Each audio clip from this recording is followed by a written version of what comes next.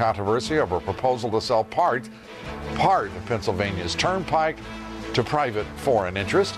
Bill Tucker reports tonight on two studies that now say outsourcing isn't the long-term answer for American interests. We begin with Lisa Sylvester. Lisa, tell us all about it. Lou, outsourcing of American jobs, insourcing of foreign labor, and now there is a new trend that state politicians are advancing, selling off American roads.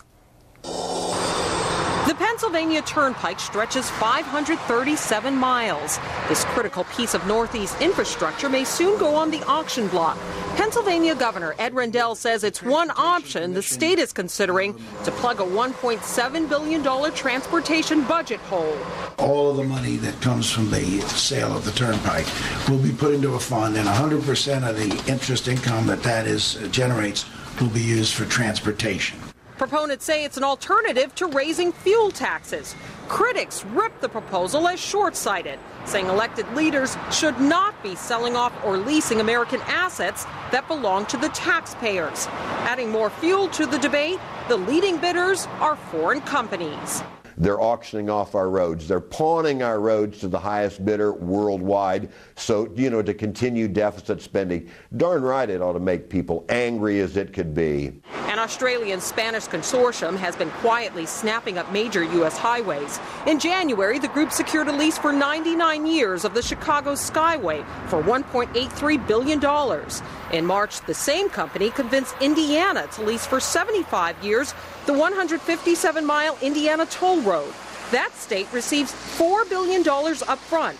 The private company pockets future toll revenue, but promises maintenance upkeep. Indiana State Representative David Orntlicher is not convinced taxpayers got a good deal. But a consortium based in Australia and Spain and that has investors abroad, their concern is going to be with their investment, not with the welfare of people who live in Indiana and who use that toll road. Orntlicher and others also worry states are receiving a windfall in transportation money now.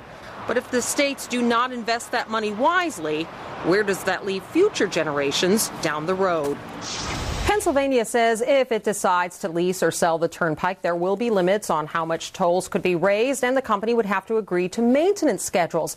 But critics question, if a private company can make it profitable to run and maintain these highways, why can't the state governments then do the same thing, Lou? This is a remarkable development. It fits in with the utter idiocy that is gripping this nation right now and most of its political leaders. Most, not all, but most. The idea that a taxpayer asset, paid for by taxpayers, owned by the taxpayers, could be sold to a foreign interest. What right do they have to sell something that belongs to taxpayers? And in many cases, these state governments are not going directly to the people. They're not putting this up for a referendum, up for a vote. And when you ask people and explain to them what's been going on, many people are just downright outraged that this is happening.